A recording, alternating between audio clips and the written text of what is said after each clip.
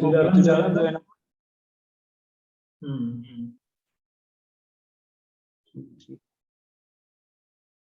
मला केलं तुम्ही होस्ट? हो.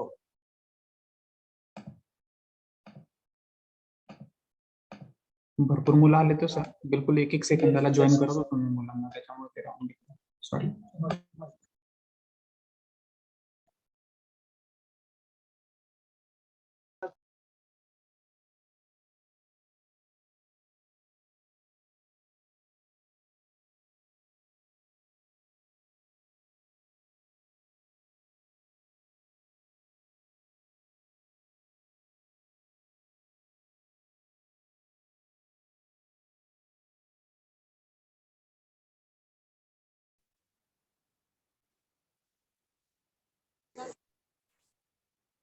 आले का निहारिका मॅडम?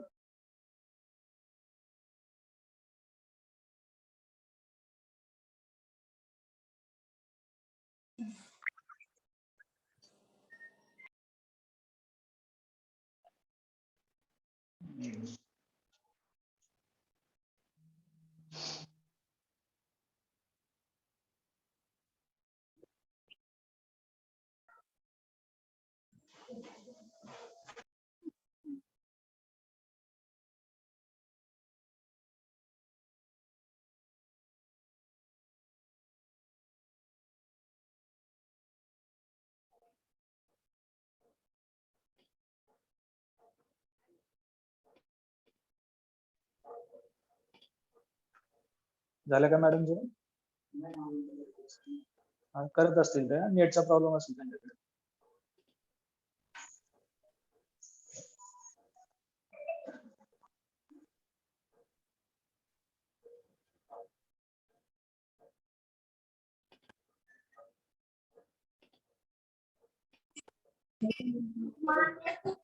कोण टीचर आहे का? डायरेक्टचे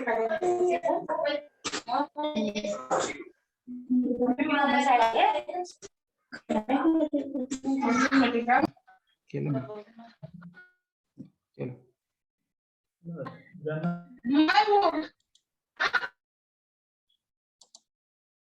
सर स्क्रीन शेयर करने का अलाउ करिए प्लीज। हाँ निहारिका, नहीं तू, हाँ निहारिका जी, निहारिका जी मॅडमचा पण आवाज तू बंद केला वाटतं. हाँ, मैं ये कह रही हूँ कि स्क्रीन अलाउ कर दीजिए। हेलो निहारिका जी। हाँ सर। हाँ आवाज आ रही है? आवाज आ रही है सर? हाँ जी बिल्कुल आपकी आ रही है मैम। मुझे। सर स्क्रीन शेयर का अलाउ कर दीजिए। हाँ स्क्रीन शेयर करूंगी, ठीक है मैम।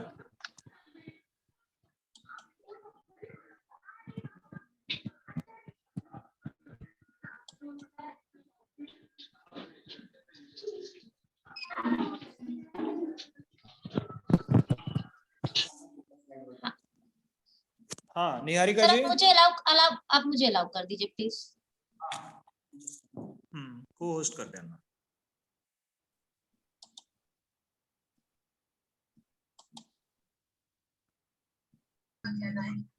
हेलो। हाँ एक मिनट मैम। जी जी।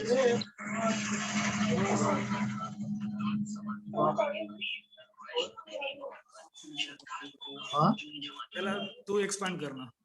निहारी हेलो। हेलो। जी सर। हाँ हाँ जी, आप स्लाइड नंबर बता दीजिए, यहाँ से पॉसिबल नहीं हो रहा है उनको। अच्छा अच्छा। हाँ जी। ये what is shares and why company issues it. Slide number 4 पे है क्या वो? नहीं।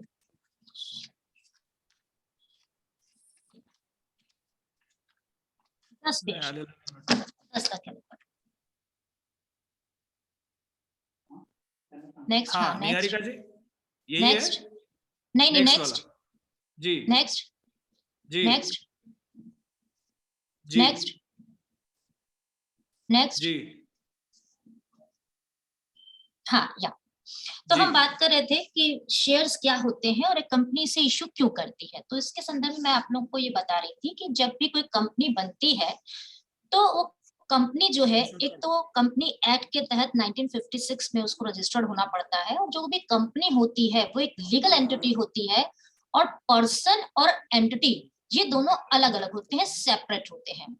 जब भी आपको अपनी कंपनी से कुछ भी विड्रॉ करना रहता है, कुछ भी पैसा निकालना रहता है या डालना रहता है, तो कंपनी उसको अपने लेजर में, अपने अकाउंट्स में लिखती है ये मान करके कि वो लायबल है आपके लिए भी, भले ही आप ओनर है लेकिन वो आपके लिए भी लायबल है, और इस लायबिलिटी को वो एज अ कैपिटल शो करती है। और जब आप पैसा उसमें से कुछ निकालते हैं या कोई सामान उसमें से निकालते हैं तो उसको विड्रॉवल के रूप में शो किया जाता है। कोई भी कंपनी 3 तरह के फॉर्म में हो सकती है। सिंगल प्रोपराइटर मतलब एक सिंगल ओनर उसका हो सकता है। इसको रजिस्टर्ड कराने के लिए आप जिला उद्योग में रजिस्टर्ड भी करा सकते हैं। ये बहुत अगर बड़ी कंपनी नहीं है, बहुत छोटी कंपनी है। हेलो जी, आपको सुनाई दे रहा है ना? सुनाई दे रहा है। हाँ, तो उसमें आप जिला उद्योग में भी अपने यहाँ करके वहां पे भी रजिस्टर्ड करा सकते हैं। अगर आपकी जो बिजनेस है वो काफी बड़ा है, काफी लॉन्ग इन्वेस्टमेंट्स का है, तो आपको कंपनी एक्ट के 1956 के तहत ही आपको इसको रजिस्टर्ड कराना होता है। सेकेंड, आप पार्टनरशिप फॉर्म उसका ले सकते हैं। 2 और मोर देन आपके ओनर्स हो सकते हैं, और आप उससे उसको रन कर सकते हैं, अपने बिजनेस को, अपने सेक्टर्स को रन कर सकते हैं। तीसरा फॉर्म इसका कॉर्पोरेशन का फॉर्म होता है। इसमें इंडिविजुअल भी हो सकते हैं, ग्रुप ऑफ पर्सन भी हो सकते हैं, और ये लीगल और सेपरेट होता है और पूरी तरह से वैसे ही वर्क करता है। लेकिन इसमें जो आपका कंपनी एक्ट के तहत इसको जब रजिस्टर्ड कराते हैं, तो उस कंपनी एक्ट के तहत जब इसका रजिस्ट्रेशन होता है, तो उस रजिस्ट्रेशन में आपको एक मेमोरेंडम ऑफ एसोसिएशन बनाना होता है। ये मेमोरेंडम ऑफ एसोसिएशन जो इसके लिए बनाया जाता है, वो मेमोरेंडम ऑफ एसोसिएशन में आपको ये बताना पड़ता है कि आप कितना अथोराइज्ड कैपिटल से आप इसको स्टार्ट कर रहे हैं। और जो ये अथोराइज्ड कैपिटल आप बताते हैं, जो अमाउंट आप देते हैं, उसी को ही छोटे छोटे पार्ट्स में बांट दिया जाता है, जिसको शेयर्स कहते हैं। और इस शेयर्स के थ्रू जो फंड इकट्ठा किया जाता है, वो हम पब्लिक से भी कर सकते हैं, और जो कंपनी के जो मेन पर्सन्स होते हैं, जो ओनर्स होते हैं, वो लोग मिलकर भी इसमें अपना पैसा लगाते हैं। प्लीज नेक्स्ट स्लाइड कर दीजिए। क्या करेगा please next slide. Thank you. ये जो ऑथराइज्ड कैपिटल होता है, जो हमारे छोटे छोटे शेयर्स में डिवाइड होता है, ये ऑथराइज्ड कैपिटल जरूरी नहीं है कि आप इसके सारा कैपिटल इशूड कर दीजिए। कुछ कैपिटल इसका इशूड किया जाता है।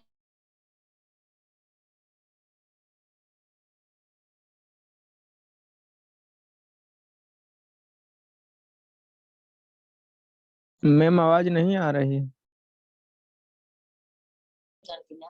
सबको कर दिया गया था। ओके, जो ऑथराइज्ड कैपिटल जो छोटे छोटे शेयर्स में डिवाइड होता है, वो कुछ कैपिटल उसका इशूड किया जाता है। जरूर नहीं कि हम सारा कैपिटल इशूड करें, तो कुछ कैपिटल नॉन इशूड फॉर्म में भी रखा रहता है। जो कैपिटल आप इशूड करते हैं, उस इशू कैपिटल से आपको कितना पब्लिक से मिलेगा, उसी को हम सब्सक्राइब कैपिटल कहते हैं। सर, पब्लिक से आप जितना कैपिटल कलेक्ट करते हैं, जो सब्सक्राइब कैपिटल है, वो जरूर नहीं कि आप पब्लिक से एक बारी में कलेक्ट कर लें, आप उसे 2 बार में कलेक्ट कर सकते हैं। एक जो आपने फर्स्ट टाइम उनको दिया, तो उसे पेड अप कैपिटल कहते हैं, और कुछ नॉन पेड अप कैपिटल पड़ा रहता है कि जब आप उन्हें कॉल करेंगे तो वो आपको पेड अप कर देंगे। तो ये ऑथराइज्ड कैपिटल जो है, यही आपका जिस कंपनी को चलाने के लिए, जिस कंपनी को आप कंपनी एक्ट 1956 के तहत रजिस्टर्ड करते हैं, उसमें जो आप एक अमाउंट बताते हैं, वो अमाउंट को छोटे छोटे पार्ट में डिवाइड कर दिया जाता है, उसी को शेयर्स कहा जाता है। Please next slide. Next slide. ये जो शेयर्स आप बनाते हैं, जो आप इसको डिवाइड करते हैं, बैक करिए, एक बैक प्लीज, एक बैक करिए। जी जी। हाँ, जो आप शेयर्स बनाते हैं, ये नेक्स्ट सर, बीच जो शेयर होल्डर वाला स्लाइड है, इसके बाद हाँ, बस यहीं स्टे करिए। जी जी। ये जो शेयर्स आप देते हैं, इस शेयर्स के लेने वाले 2 तरह के शेयर होल्डर्स होते हैं। जैसे हमने बताया कि जो कंपनी के ओनर्स हैं, वो ऑर्डिनरी शेयर्स अपने पास रखते हैं, इक्विटी शेयर्स अपने पास रखते हैं, उसे इक्विटी कहा जाए या ऑर्डिनरी शेयर्स कहा जाए, उनको हम इक्विटी और ऑर्डिनरी शेयर होल्डर्स कहते हैं। ये लोग 51% के शेयर्स अपने पास रखते हैं, क्योंकि अगर इससे ज्यादा इससे कम रखेंगे, 50-50% रखेंगे, तो कोई भी जिसको आप 50% दे रहे हैं वो आपकी कंपनी को कभी भी कैप्चर कर सकता है। इसलिए हमेशा 49% के शेयर ही इशू किए जाते हैं, 51% के शेयर्स अपने पास होल्ड करके रखे जाते हैं। जो इक्विटी शेयर या ऑर्डिनरी शेयर होल्डर्स होते हैं, इनकी इंपॉर्टेंस ज्यादा होती है, लेकिन इनको वोटिंग राइट भी है, डिसीजन मेकर्स भी है, और इन्हीं में से मान लीजिए ये 5 से 7 या 15 लोग मिलकर के इस कंपनी को चला रहे हैं, तो इनमें से आपके एमडीज भी चुने जाएंगे, सारा फंक्शन इन लोग का होता है। लेकिन सबसे बड़े रिस्क बियरर यही लोग होते हैं। जब भी कंपनी डूबेगी तो इन्हीं लोगों को सबसे लास्ट में पैसा मिलता है, प्रॉफिट होता है, तो इनके प्रॉफिट सबसे हाईएस्ट होते हैं, क्योंकि ये सबसे लास्ट में लेते हैं। और जब कंपनी डूबती है तो इनको सबसे लास्ट में मिलता है, क्योंकि जितने भी लोगों को इनको रिटर्न्स करने होते हैं, उनको रिटर्न करने के बाद सबसे पहले डिबेंचर्स वालों को रिटर्न किया जाता है, जिसमें डेट से ही पैसा उठाते हैं, फिर प्रेफरेंस शेयर होल्डर को देते हैं, फिर उसके बाद अगर कुछ भी बच जाता है तो ये अपने पास बांट लेते हैं आपस में। इक्विटी का मतलब कि जितने लोग हैं उनके बीच के शेयर्स आपस में बराबर होते हैं। सेकंड जो शेयर्स का देते हैं वो प्रेफरेंस शेयर होल्डर्स को दिए जाते हैं। प्रेफरेंस शेयर होल्डर वो लोग होते हैं जिन्हें कोई वोटिंग राइट नहीं है, कोई डिसीजंस मेकर नहीं होते, केवल डिसीजन को टेक करने वाले होते हैं, और इनके पास 49% के शेयर भी पब्लिक में बांट दिए जाते हैं। किसी एक पर्सन को 49% का शेयर नहीं दिया जाता, क्योंकि गलती से भी अगर 2% का शेयर या 1% का शेयर लीक हो गया तो ये 50% का शेयर होल्डर हो जाएगा और वो कभी भी कंपनी कैचअप कर सकता है। तो इसलिए 49% के जो शेयर्स होते हैं वो काफी लोगों के बीच में डिस्ट्रीब्यूट किए जाते हैं, किसी भी एक पर्सन को होल्ड करने नहीं दिया जाता है। इस बात की कंपनी हमेशा ध्यान रखती है। प्रेफरेंस शेयर्स इनको इसलिए कहा जाता है क्योंकि जब भी कंपनी में प्रॉफिट्स होते हैं तो सबसे पहले इनका प्रॉफिट दिया जाता है, जिसे हम डिविडेंड कहते हैं, और अगर लॉस होता है तो भी इनको पहले प्रेफरेंस दिया जाता है कि इनका पेमेंट हम जितना रिटर्न कर सकते हैं करें, और जो कुछ बचेगा उसके बाद इक्विटी शेयर्स वाले यानी कि ऑर्डिनरी पर्संस अपने पास रखते हैं। Please next slide. Next slide. Yes ये अब हमारा मेन कैपिटल मार्केट है, जहां पर भी हम बात करें सेकेंडरी मार्केट की, जो पूरी तरह से स्टॉक मार्केट है। हमने बताया अभी आपको पहले कि हमारा पहला जो स्टॉक एक्सचेंज बना था, बॉम्बे स्टॉक एक्सचेंज बना था 1887 में, और तब से काम कर रहा है। आप देख रहे हैं कि इसमें बुल बना हुआ है, क्योंकि ये मार्केट एकदम बुल मार्केट कहलाती है। बाद में इसमें काफी स्कैम्स हुए, स्कैम्स के बारे में अभी मैं आगे चर्चा करूंगी, और इसलिए उस स्कैम्स को खत्म करने के लिए, उसमें जो प्रॉब्लम्स थी, जो स्टॉक मार्केट में जो कमियां थी, उनको खत्म करने के लिए नेशनल स्टॉक एक्सचेंज बनाया गया नवंबर 1992 में, जिसने 1994 से वर्क करना स्टार्ट किया। आप लोगों ने निफ्टी का नाम सुना होगा। निफ्टी का मतलब ही यही है, एनएससी यानी कि नेशनल स्टॉक एक्सचेंज, जो 50 स्टॉक्स शेयर्स को लेकर के अपना इंडेक्स बनाती है। Next slide please. जी। ये अब हम मेन और लास्ट अपने टारगेट पे आ रहे हैं कि जो हमारा एक्सचेंज बनाया गया है, बॉम्बे एक्सचेंज स्टॉक एक्सचेंज बनाया गया था, हमने इसको कंट्रोल करने, वो तो कंट्रोल कर ही रहा था, हमने उसको कंट्रोल करने के लिए वो भी, क्योंकि हमारे आप जानते हैं कि इंडियन इकोनॉमी जो 1991 से पहले का उसका पीरियड रहा है, वो पीरियड बहुत ही आपका एक बंद इकोनॉमी की तरह से रहा है, क्लोज्ड इकोनॉमी की तरह से रहा है, और काफी उसमें रिस्ट्रिक्शंस रहे हैं। लेकिन 1991 में, जब अभी मैंने आपको भी पहले भी एक बार डिस्कस किया मैंने, कि 1991 में 92 में आकर के आपके मनमोहन सिंह जी को फाइनेंस मिनिस्टर बनाया गया, क्योंकि इकोनॉमी पूरी तरह से डूब चुकी थी और उसके पास मुश्किल से 15 डेज का पैसा पड़ा था जिससे कि वो इंटरनेशनल ट्रेड कर सकती। इट मीन्स कि इकोनॉमी की जो हालत थी वो एक तरह से आप कह सकते हैं कि उसकी पूरी रीढ़ की हड्डी ही टूट चुकी थी। इसको मेंटेन करने के लिए मनमोहन सिंह जी को तुरंत फाइनेंस मिनिस्टर बनाया गया कि ये ऐसा क्या किया जाए कि इस इकोनॉमी में चेंजेस आ जाए। तो उस समय एलपीजी स्कीम लाई गई, लिबरलाइजेशन लाया गया, ग्लोबलाइजेशन लाया गया और प्राइवेटाइजेशन लाया गया। देन तब हम लोगों ने अपनी इकोनॉमी को थोड़ा सा लिबराइज करना स्टार्ट किया। हर एक फॉर्म में जितनी हमारी गवर्नमेंट सेक्टर्स थे उसको थोड़ा सा प्राइवेटाइज कर दिया गया, उसमें लिबराइजेशन लाए गए। उसी लिबराइजेशन में हमारे कैपिटल मार्केट में भी लिबराइजेशन लाया गया। जो कैपिटल इशू कंट्रोल एक हम लोग का चल रहा था कि हम इसके तहत कैपिटल्स को इशू नहीं ज्यादा होने देते थे या बाहर मार्केट में नहीं जाने देते थे, इसे 29 मई 1992 में ला करके बंद कर दिया गया। इसको पूरी तरह से समाप्त कर दिया गया क्योंकि इसमें भी हम इस मार्केट में भी लिबराइजेशन को लेकर के आए ताकि हम लिबराइज कर सके। और 1991 में इंडियन सरकारी जो हमारी प्रतिभूतियां थी, जो हमारी गवर्नमेंट सिक्योरिटीज थी, उनको भी बहुत ज्यादा बढ़ाया गया। जो भी हम लोग का, अगर हम प्राइमरी सेक्टर को देखें, म्यूचुअल फंड को देखें, सेकेंडरी को देखें, तो जो 1990 और 91 में ये मुश्किल से 364 न्यू इश्यूज थे, मुश्किल से शेयर्स थे, जिनसे कि 4,312 करोड़ रुपए ही केवल मुश्किल से कलेक्ट हो पाया था। आज 2017-18 में आज हम इनसे 72,946 करोड़ रुपए इकट्ठा कर रहे हैं। म्यूचुअल फंड के तहत अगर हम देखें, म्यूचुअल फंड जैसे कि यूटीआई, अब तो बहुत से बहुत हमारे म्यूचुअल फंड्स चल रहे हैं, तो प्राइवेट सेक्टर के भी म्यूचुअल फंड चल रहे हैं, मुथूट म्यूचुअल फंड आपका मिलता है और भी कई तरह के हैं। तो इनसे जो कलेक्शन 92-93 में हुआ था वो मुश्किल से 13,000 के आसपास, 13,000 करोड़ रुपए के आसपास था, जो आज 17-18 में 2,71,800 करोड़ रुपए के बराबर हो चुका है। सेकेंडरीज को फॉर्म को अगर हम देखें, जो प्योर हमारा स्टॉक एक्सचेंज कंट्रोल करता है, तो हमारा एनएससी के थ्रू आज 2017-18 में हम अपने जीडीपी का 84% हम इस पर हमारा पूरा मार्केट फैला हुआ है, और बीएससी के अंडर में देखें तो हमारे जीडीपी का 86% फैला हुआ है। ये जो हम शेयर्स हैं मार्केट में लाते हैं, इसकी हम ट्रेडिंग करते हैं, या तो हम कैपिटल कलेक्ट करने के लिए करते हैं कि हमको मनी कलेक्ट हो जाए, फंड कलेक्ट हो जाए कंपनी को रन कराने के लिए, या हम इसको और आगे लाते हैं कि लिबराइज हमारा लिक्विडेशन हमारा बढ़ जाए, जिसके लिए कि हम इसमें ट्रेडिंग करते हैं। तो जो ट्रेडिंग की जाती है उससे कंपनी को कोई फायदा नहीं होता, लेकिन जो ट्रेडर्स होते हैं वो इनसे कुछ न इससे पैसा कमाते हैं। तो यही मेन जो फंडा था वो 1991 में लाया गया, जिसे बाद में इसका, क्योंकि इसमें बहुत सी कमियां थी, भी बताऊंगी क्या क्या कमियां थी, तो उसका मिसयूज इन्होंने किया, जिसका नाम आप यहाँ सामने बोर्ड पे देख रहे हैं, हर्षद मेहता ने।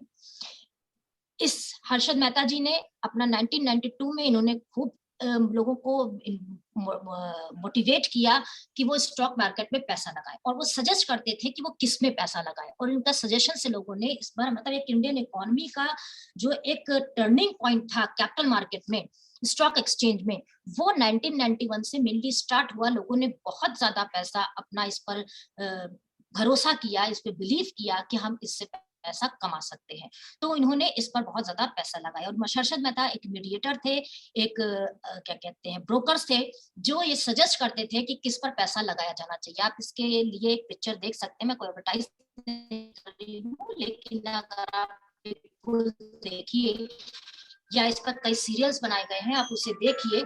1992 स्कैम, बिग बुल, इन्हें बिग बुल के नाम से बुलाया भी जाता था। ये बहुत बड़े मतलब ब्रोकर थे। इन्होंने ये स्कैम ये किया कि जो इसकी कमियां रही, उस कमियों को इन्होंने फायदा उठाया एक तरह से, और इनके साथ काफी लोग थे। इतनी बड़ी वर्क करने का मतलब केवल ये नहीं था कि एक अकेले अपने दम पे कर रहे थे, इनके बाद बहुत पॉलिटिकल सेक्टर जो था उनके साथ इन्वॉल्व था, उनके साथ मिल करके उन्होंने इस स्कैम को खेला था। ये जो शेयर्स होते हैं, ये एक्चुअल में शेयर्स जो है, ये मार्केट में जो लाए जाते हैं, ये दो तरह के होते हैं। एक रिस्की होते हैं, नॉन रिस्की होते हैं। नॉन रिस्की में आपका प्रेफरेंस आपको पता होता है, आपका डिविडेंड आपका फिक्स होता है, और आप उस पर आप उसको खरीदते हैं तो आपको कुछ समय के बाद वो आपको मिल जाता है, उसका डिविडेंड के फॉर्म में आपको मिल जाता है, उसमें कोई रिस्क नहीं होता है। लेकिन जो रिस्की होते हैं वो एक्चुअल में क्या होता है, वो कॉल पुट फॉर्म के होते हैं कि आप इस पर पहले से ही कॉल कर लेते हो, पहले से ही पुट कर लेते हो कि हमको इसको सेल करना है और इसको परचेज करना है। किसको सेल करना है? कई बार तो ऐसा भी है, इस समय मार्केट में ऐसा भी है कि आप पहले परचेज कर लेते हो और बाद में उसको खरीदते हो, और इस खरीद और बेच में ये हो सकता है कि आप एक्सपेक्टेशन, मार्केट पूरी चलती है कि हमारी ये एक्सपेक्ट होता है कि ये अभी प्राइस इसका बढ़ेगा, और आपको लगता है अभी कम है तो आज मैं इसको अभी तुरंत सेल कर दूं, बिना खरीदे मैं इसको सेल कर दूं, और उसको दूसरी तरफ से आपने पहले से बोल रखा है कि मुझे इतना परचेज करना है शेयर्स। तो ये जो सेल और खरीद है, इसमें ही आपको लगता है कि हमारे सेल और खरीद में कि अभी हमारा पैसा ये गिरेगा आगे चल के, तो अभी मैं बेच दूं, अभी ऊंचा पैसा है, और उसको थोड़ी देर बाद खरीदूंगा ताकि वो पैसा गिर जाएगा। तो इस एक्सपेक्टेशंस में ही बहुत बड़ा रिस्क होता है, जिसमें कि कई लोग या कई कंपनीज जो है, कई पर्संस जो है, इंडिविजुअल्स जो है, वो डूब जाते हैं कि वो एक्सपेक्टेशंस अगर उनके गलत निकल आए तो ये शेयर्स के रेट गिरने की बजाय बढ़ जाते हैं। आप पर डे का अगर एक्सचेंज अपना रेट देखिए, तो पर डे एक ही कंपनी का आप अगर उसको देखेंगे तो इसके इंडेक्स जो है ये ऊपर नीचे होते रहते हैं। कोई भी शेयर्स उसके जो प्राइस होते हैं उसको इंडेक्स फॉर्म में रखा जाता है, उसको इंडेक्स कर दिया जाता है, क्योंकि आपके शेयर्स जो हैं वो केवल आपकी कंट्री के नहीं है, या उस पे लगाने वाले लोगों का पैसा जो है वो केवल आपकी कंट्री का रुपीस नहीं है, इसलिए इसको हम इंडेक्स फॉर्म में रखते हैं। इंडेक्स एक तरह से आप कह सकते हैं कि एवरेज होता है और एक न्यूमेरिक नंबर होता है, कोई उसकी यूनिट नहीं होती है जिस पर की बात करना या जिस पर खरीदना और बेचने में थोड़ा सा आसान हो जाता है, तो इसलिए इसको इंडेक्स फॉर्म में रखा जाता है। और इसमें कई तरह के आपको जो है प्रॉफिट भी हो सकता है और आपको लॉस भी हो सकता है। आपने आज खरीदा और आप एक्सपेक्ट कर रहे हैं कि इसके प्राइस आगे चल के बढ़ेंगे 8 दिन में, 10 दिन में, 1 साल बाद, तो आप इसे 1 साल बाद बेच देंगे तो आपको उससे प्रॉफिट हो जाएगा। लेकिन पता चलता है कि 1 साल बाद वो नहीं बढ़े और वो कंपनी बैठ गई या वो कंपनी में उसके शेयर्स और सस्ते हो गए, तो वो आपको लॉस हो जाता है। जब आप उसको बेचते हैं, अगर रैंडम आपको 1 साल बाद बेचना पड़ जाता है, आपको पैसों की जरूरत है, कोई बात हो जाती है और उसके उसमें प्राइसेस कम चल रहे हैं, तो आपको उसको लॉस पे बेचना पड़ता है। यही इसमें प्रॉफिट और लॉस होता है कि आपने जिस टाइम पे खरीदा ये एक्सपेक्ट करके खरीदा, क्योंकि आप खुद नहीं मार्केट समझ सकते हैं, आप अकाउंट नहीं समझ सकते हैं, उनकी कंपनी की मार्केट वैल्यू नहीं समझ सकते हैं, तो इसको ब्रोकर्स बताते हैं। जैसे कि हमने भी आपको बताया कि ये हर्षद मेहता ये बहुत बड़ा ब्रोकर था, तो ये ब्रोकर से आप कंसल्ट करते हैं और ब्रोकर आपको बताता है कि कौन सी चीज खरीदनी चाहिए, कौन सा शेयर खरीदना चाहिए और कौन सा बेचना चाहिए, किस टाइम पे खरीदना चाहिए, किस टाइम पे बेचना चाहिए। तो जो ये जो खरीद और बेच होती है, इसके बीच में जो टाइम लैग होता है, वही एक्सपेक्टेशंस बेस पे चलता है कि आगे चल के ये बढ़ेगा या घटेगा। ये एक्सपेक्टेशंस अगर गलत निकल आते हैं तो उसमें आपको लॉस होता है। ये अब तो चूंकि हम लोग बहुत ज्यादा डिजिटल में वर्क कर रहे हैं, बहुत ज्यादा डिजिटली हमारा वर्क हो रहा है, तो आप अपने मोबाइल पर भी जो एक्सचेंज का कोई ना कोई अपना डीमैट अकाउंट खोल सकते हैं और उसको अपने एप्लीकेशन के रूप में अपने पास रख सकते हैं, और आप चाहें तो खुद मार्केट को समझ करके आप खुद भी अपना पैसा लगाकर, किसी ब्रोकर की आपको जरूरत नहीं पड़ेगी, आप अपना भी पैसा अपना इन्वेस्ट कर सकते हैं डीमैट अकाउंट में डाल करके। एसबीआई बैंक में अगर आपका अकाउंट है, एसबीआई प्रोवाइड कर रही है, पीएनबी में आपका है तो पीएनबी प्रोवाइड कर रही है, ओसवाल अगर आप प्राइवेट कंपनीज हैं जो आपको प्रोवाइड कर रही हैं, आप अपना डीमैट अकाउंट खोल करके आप ट्रेडिंग इसकी कर सकते हैं, आप इस तरह को खरीद और बेच सकते हैं। लेकिन उसके लिए बहुत बड़ी समझ की जरूरत होती है, आपके एक्सपेक्टेशन सही होने चाहिए, इसकी स्टडी बहुत अच्छे से होनी चाहिए, अदरवाइज आपको लॉस पूरी तरह से हो सकता है। और ऐसे लॉसेस में कई बार ये होता है कि आपका पूरी तरह से आप डिस्ट्रॉय हो जाते हैं। तो इसको नॉन रिस्की कोशिश करिए भी करिए, और धीरे धीरे अगर आपको मार्केट समझ में आती है, चीजें समझ में आती हैं, तब रिस्क पे पैसा लगाइए, लेकिन कम से कम लगाइए। ये मेरा एक सजेशन है, क्योंकि इसमें काफी लॉसेस बहुत बुरी तरह के होते हैं और आपका पूरा घर परिवार इसको मतलब उससे परेशान हो सकता है और उसको उनको झेलना पड़ सकता है आपकी इस छोटी सी नादानी की वजह से। अगर हम इसमें ये देखें कि इस बाजार को बढ़ाने में मेनली किस किस लोगों का या किन फैक्टर्स का हाथ था, तो सबसे बड़ी, जैसे मैंने बताया कि सेबी की स्थापना की गई थी, तो सेबी का रोल सबसे बड़ा इसमें रहा है, जिसने इसको मार्केट को बढ़ाया है। बैंकों का रोल, या वित्तीय संस्थाएं जितनी रही, क्योंकि बैंक के थ्रू ही ये मार्केट बहुत ज्यादा उसमें आई, क्योंकि बैंक्स आए, जब आपका बैंक्स के साथ साथ आपका जो इंश्योरेंस कंपनीज आई, म्यूचुअल फंड्स आए, इन सब ने इस स्टॉक मार्केट को और बढ़ावा देना स्टार्ट कर दिया।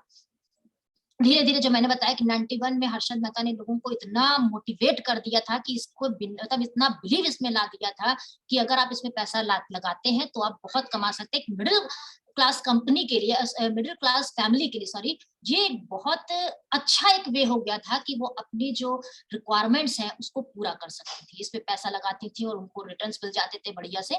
तो उनके लिए एक बिलीव उनका बढ़ता चला गया, उनको लगा कि हमको जो हम वर्क करते हैं, जो हम जॉब करते हैं, उस जॉब से हमारे जो रिक्वायरमेंट्स है वो पूरे नहीं होते हैं, तो हम शेयर मार्केट पे पैसा लगा करके उसको रिकवर कर सकते हैं, हम इसे पूरा कर सकते हैं। तो इसने इस वजह से भी ये बहुत ज्यादा मार्केट में बहुत ज्यादा तेजी इसमें उछाल आया और उसको लोगों ने बहुत इस पर पैसा लगाना स्टार्ट किया।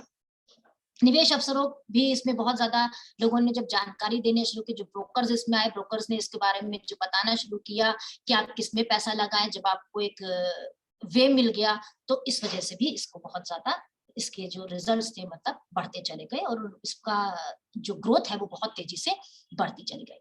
लेकिन इसकी जो सबसे बड़ी समस्या ये रही कि 1992 तक इसमें जितने भी मैंने बताया कि सबसे बड़ी चीज ये थी कि इसमें ब्रोकर्स बहुत ज्यादा थे, क्योंकि आप बिना ब्रोकर्स के चल नहीं सकते थे। आपको ये भी नहीं पता कि आप किसमें इन्वेस्ट करोगे, कौन सी कंपनी अच्छी है। आप अकाउंट भले किसी कंपनी का देख लीजिए जो पब्लिश करती है, अपने एनुअल रिपोर्ट्स निकालती हैं, आप उसे भले ही देख लीजिए, लेकिन आप चूंकि अकाउंटेंट नहीं है, आप अकाउंट अच्छे से अच्छा अकाउंटेंट भी कई बार चीजों को नहीं जज कर पाता है। उस कंपनी की मार्केट वैल्यू क्या है, उसकी कितनी लाइबिलिटी है अपने एसेट्स के रिस्पेक्ट में। अगर एसेट्स के रिस्पेक्ट में बहुत ज्यादा लाइबिलिटीज हैं तो इट मींस कि उसकी जो एक कंपनी की जो वैल्यू है वो बहुत कम होती है। अगर उसकी लाइबिलिटीज कम है, उसके एसेट्स ज्यादा है, तब वो कंपनी काफी लंबे समय तक, लॉन्ग रन समय में भी अपने को स्टे कर सकती है। तो इस सब को समझने के लिए ये बहुत जरूरी था कि कोई मीडिएटर हो जो इसे बता सके। तो ये जो ब्रोकर्स थे, जो दलाल थे, वो इसमें बहुत बड़ा रोल प्ले करते थे और उन्होंने अपना एक एकाधिकार बना रखा था, एक मोनोपोली बना रखी थी कि जो हम सजेस्ट करेंगे पर्सन वही करेगा। तो इसमें ये होता था कि वो जिस कंपनी को चाहे कह दे कि ये बढ़ने वाली, तो पता चलता था लोगों ने उसके शेयर्स खरीदने नहीं भी बढ़नी है, जिसकी चीज की डिमांड बढ़ती है नेचुरली उसके प्राइसेस बहुत हाई हो जाते हैं और वो कंपनी नीचे से ऊपर तक पहुंच जाती है। और अगर ब्रोकर्स ने कह दिया कि ये कंपनी नहीं ज्यादा चलने वाली है, बेकार है, लोगों ने उसके शेयर्स बेच दिए, अगर खरीदे भी रखे थे तो उसके बेच दिए या उसकी डिमांड नहीं करी, तो उनकी डिमांड कम होने की वजह से उसके प्राइसेस बहुत डिक्लाइन कर गए। तो कोई भी कंपनी को एक तरह से उस टाइम पीरियड में किसी भी कंपनी को बहुत ऊपर ले जाना हो, बूम पे ले जाना हो और किसी कंपनी को बीच गिराना हो, वो ब्रोकर्स बहुत आसानी से कर लेते थे। जिसको चाहे उसको उठा देते थे उस कंपनी को, जिसको चाहे उस कंपनी को गिरा देते थे। ये बहुत बड़ा एक रोल प्ले था उसमें। तो सारा चीजें केवल दलालों के हाथ में उस समय हुआ करती थी। तो इस वजह से ये जो स्टॉक एक्सचेंज था उसमें ये सबसे बड़ी कमी रही कि दलालों के हाथ में होने की वजह से उस पे जो कंपनी के कंट्रोल से वो अपने कम हो गए थे और उनका पतन होना स्टार्ट हो गया था। जैसे कि यूटीआई जो थी हमारी गवर्नमेंट की एक ये इंश्योरेंस कंपनी थी, जिसको कि दलालों ने बिल्कुल पूरी तरह से बैठा दिया था। तो गवर्नमेंट को अपने मतलब एक तरह से बैंकरप्ट हो गई थी। फिर बाद में चूंकि गवर्नमेंट की थी तो गवर्नमेंट ने इसको यूलिप में ला करके कन्वर्ट किया और उसको जो डेब्ट्स थे उसको चेंज कर दिया कि हम यूटीआई के रूप में इसको डेट नहीं ले रहे हैं, हम इसको यूलिप के रूप में ले रहे हैं। और उसको एक कन्वर्जन के रूप में आपने पढ़ा होगा कि गवर्नमेंट जब डेट लेती है तो वो किस तरह से उसको एक पर्सन से दूसरे पर्सन में चेंज कर सकती है या एक सिक्योरिटी से दूसरी सिक्योरिटी में चेंज कर सकती है। तो उसने उसको चेंज करके यूलिप फॉर्म में लाया और किसी तरह से अपनी जो मार्केट वैल्यू थी उसको मेंटेन किया। इसी तरह से इसमें एक प्रॉब्लम ये भी आती है कि जो निवेशक होते हैं उन्हें ये भी नहीं पता होता, जैसे हम कोई गुड्स खरीदते हैं, कोई सामान खरीदते हैं, हमको ये नहीं पता कि सामान की वास्तव की वैल्यू क्या है।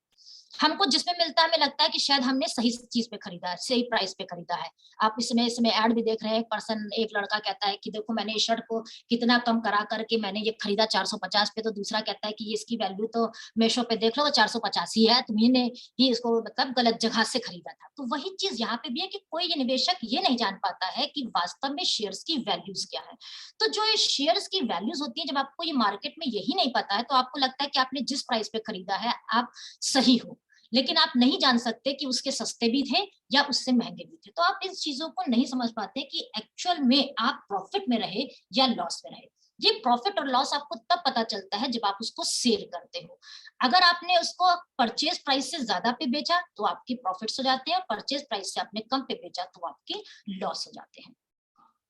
दूसरी चीज कि जो इसमें सेटलमेंट्स होते हैं, जिसका फायदा आपका जो हर्षद मेहता ने मेनली उठाया था, वो ये था कि इसमें सेटलमेंट्स जो होते हैं वो तुरंत नहीं होते हैं, या जब आप शेयर्स खरीदते हो तो तुरंत आपको उसकी क्या कहते हैं, आप उसके ओनर्स नहीं बन जाते हो। उसके ओनर बनने में और उसके खरीदने में टाइम लैग होता है। तो इस बीच में पता चलता है कि वही शेयर्स कई लोगों को बेच दिए गए हैं। तो इस तरीके से इसमें बहुत ज्यादा घपलेबाजी, मतलब बहुत ज्यादा इसमें करप्शन चलते हैं, घपलेबाजी चलती है। इसमें एक प्रथा है जिसे कहते हैं बदला। बदला का मतलब होता है कि आपको तुरंत मालिकाना हक नहीं मिलता है, इसके बीच में एक टाइम लैग रहता है। आप कुछ धनराशि देके, जिसे कि हम पेमेंट ऑफ मार्जिन कहते हैं, आप उस पेमेंट ऑफ मार्जिन को पे करके आप उसको परचेज तो कर लेते हो, लेकिन आपको एक शेयर पेपर्स आपको नहीं मिलते हैं कि जिस पर आपका नाम लिखा रहे कि हाँ आप इसका मालिकाना हक रखते हैं। तो ये हम 91 की बात बता रहे हैं, मतलब जब इसमें स्कैम हुआ था, जो इसमें कमियां उस टाइम में थी, अब तो इसको काफी सॉर्ट आउट कर दिया गया है। तो ये निहारिका जी, जी जी सर, सॉरी इंटरप्ट यू। हाँ हाँ जी आखिर के सिर्फ 10 मिनट अपने पास है। सर, हम तो बस इसको तुरंत ही हम पैकअप कर रहे हैं, बस हाँ, 2 क्योंकि मिनट हम ये और लेंगे। एक दो स्टूडेंट्स के अपन क्वेश्चन भी ले लेंगे, ताकि, है ना। अच्छा, बस ये सेंटेंस मैं कंप्लीट कर दूं, देन मुझे जी और कुछ नहीं जी कहना इसके बाद। तो ये जो जी जी हमारा बदला फॉर्म है या जिसमें हम पेमेंट कर तो देते हैं, मार्जिन पेमेंट एक छोटी सी अमाउंट करके हम बाद में सोचते हैं कि हमको ये बाद में मिल जाएगा, यही सबसे बड़ा इसमें रिस्क है, क्योंकि वो बाद में पता चलता है कि आपके नाम पे नहीं हुआ और किसको किसी और को भी बेच दिया गया। मतलब एक सामान आपको दिखा तो दिया गया कि ये आपका है, आपने उसकी पेमेंट करके आपने उसको रोक भी लिया कि ये हमको मिलेगा, लेकिन पता चलता है वास्तव में वो किसी और को बेच दिया गया।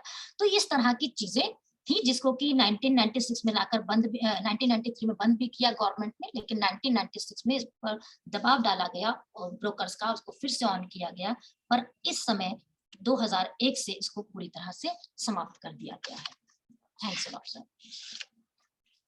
इससे ज्यादा अभी मैं क्रिप्टो करेंसी पे नहीं आऊंगी, जिसको कभी फिर लेक्चर रखा जाएगा, तो मैं बिल्कुल बात को बिल्कुल, यही आगे समाप्त आगे। करूंगी सर। जी जी जी, बिल्कुल। थैंक यू अब जो निहारिका स्टूडेंट्स कुछ पूछना चाहे तो पूछें। जी। आकाश पूछेगा। Hi, ma'am. Audible? Hello. Yes हाँ yes yes, you are. Hi. Good morning, ma'am. Thanks for such wonderful and insightful session that you had. So, just want to ask you one small question. So, madam, we are looking at Sensex and Nifty 50. So, all these indexes are rallying like crazy, right? So, if we look at the last, if we look at last 8 months, the Sensex has ran high from 50,000 to 60,000. मतलब एक time था जब जब 3,000 से 30,000 तक जाने के लिए सेंसेक्स ने 30-40 साल ले लिए, और from 30,000 to next 60,000 it took only say 7-8 years, 7-8 या फिर 4-5 years जो भी है। तो do you think that this Sensex rally is backed by fundamentals, or do you think that we are heading back to 1991 stock market crash? Repeat this.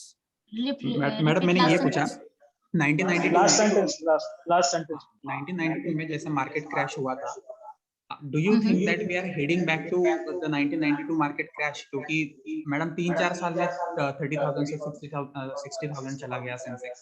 तो do you think this hike in Sensex is backed by fundamentals, और do you think this is just the ballooning, मतलब सिर्फ gas है? What do you think? जी जी, नहीं देखिए 1991 में इसको जो ये बर्स्ट हुआ, उसके क्रैश होने के, उसके बर्स्ट होने के पीछे मेन रीजन ये था कि उसमें हर्षद मेहता ने उसको एक बबल की तरह बनाया था, जान के बनाया था। लेकिन अब इस समय नहीं, क्योंकि जो इसमें प्रॉब्लम्स थी, हमने जैसे बताया कि जो सबसे बड़ी प्रॉब्लम इसमें प्रथा जो थी बदला की थी, उस चीजों को कम कर दिया गया है, उसको बंद ही कर दिया गया है। दूसरा कि इसमें जो कंट्रोलिंग है वो अब धीरे धीरे बढ़ती जा रही है। जो हमारा NSE है, अब इसमें पूरी तरह से इसमें अपना रोल प्ले कर रहा है। ये 92 में इसको बना दिया गया, 94 से रन कर रहा है।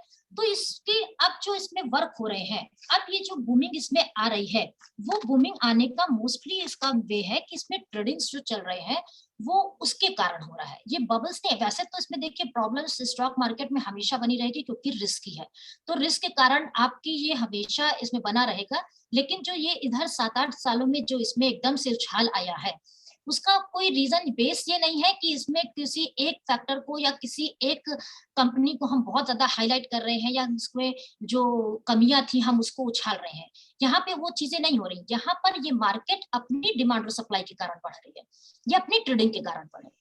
तो इसलिए इसमें कोई मतलब कि जैसा मैं समझती हूँ, जितना कि मैंने अपनी एनालिसिस करी है, तो उसमें इस तरह के जो क्रैश होने के चांसेस हैं अभी कम है, उस तरह के चांसेस नहीं है, क्योंकि वो एक छलावा था जिसको बढ़ा दिया गया। लेकिन इस समय चूंकि लोग देखिए, इस समय जो काफी लोग अवेयर भी हैं, और उस अवेयरनेस के कारण वो खुद भी जान रहे हैं कि हमको किसमें लगाना चाहिए, किसमें नहीं लगाना चाहिए। तो यहाँ पे जो इस समय की ट्रेडिंग्स हो रही है, ये बहुत वास्ट इस प्लेटफॉर्म पे हो रही है। उस समय की ट्रेडिंग बहुत छोटे प्लेटफॉर्म पे हो रही थी, इसलिए इसमें डिफरेंसेस है बेटा।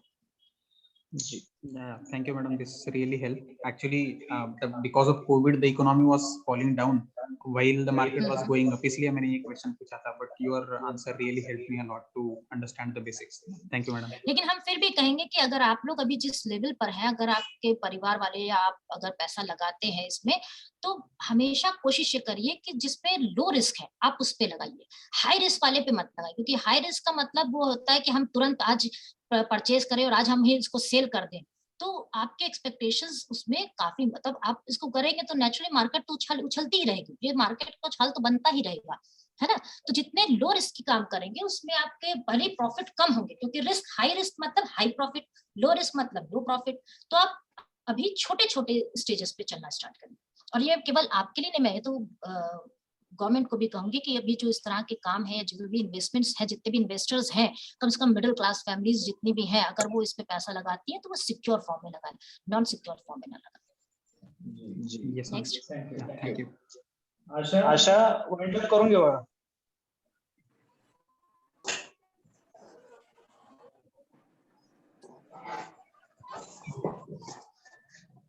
झालं मॅडमांचं. हो. धन्यवाद मॅम. हाँ, गुड मॉर्निंग। आता आपण जसं शरीरासाठी आत्मा असतो तसं प्रत्येक कार्यक्रमासाठी हा अध्यक्षांचं मनोगत असतं. तर ते अध्यक्ष मनोगत मी आपल्या कॉलेजचे माननीय प्राचार्य, उपप्राचार्य मिस्टर डॉक्टर VT पाटील सरांना विनंती करते की त्यांनी अध्यक्षीय मनोगत सादर करावे. हो. आशा प्राचार्य साहेब प्रवासात आहेत आणि VT पाटील सर नाहीये, तर डायरेक्ट वोट ऑफ थँक्स घे. Gopal Patil sir vote of thanks करतील. चालेल सर. हो. ओके. तर आता आपल्या कार्यक्रमाचा शेवट आलेला आहे. प्रत्येक कार्यक्रमाचं म्हणजे एक भाग असतो तो की प्रत्येकाचा आभार प्रदर्शन करावे लागते. तर मी आपल्या इकॉनॉमिक्स डिपार्टमेंटच्या सरांना सांगते, गोपाल पाटील सरांना विनंती करते करून की द्या, आभार करून द्या. Yes, आभार yes, तसंच प्रदर्शन करावे. गोपाल पाटील सर.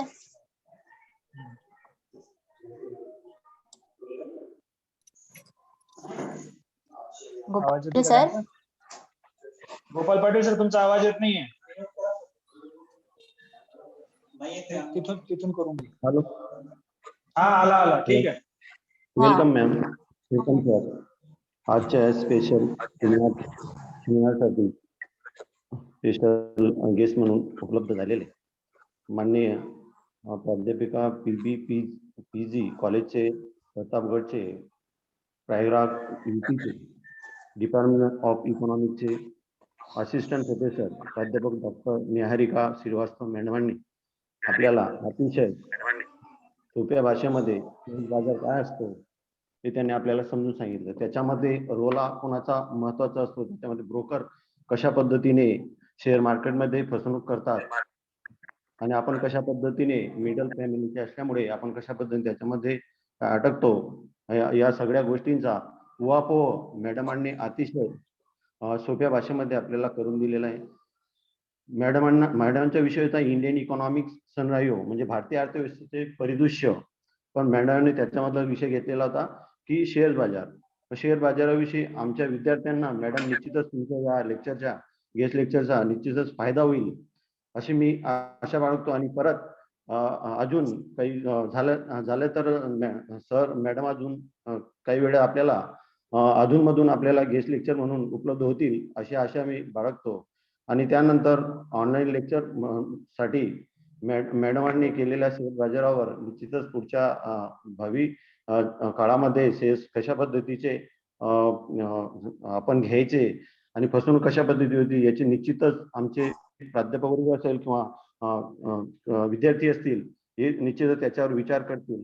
मॅडमांनी दिलेल्या लेक्चर बद्दल आमच्या महात्मा गांधी शिक्षण मंडळाच्या वतीने मॅडमांचे खूप खूप आभार मानतो आणि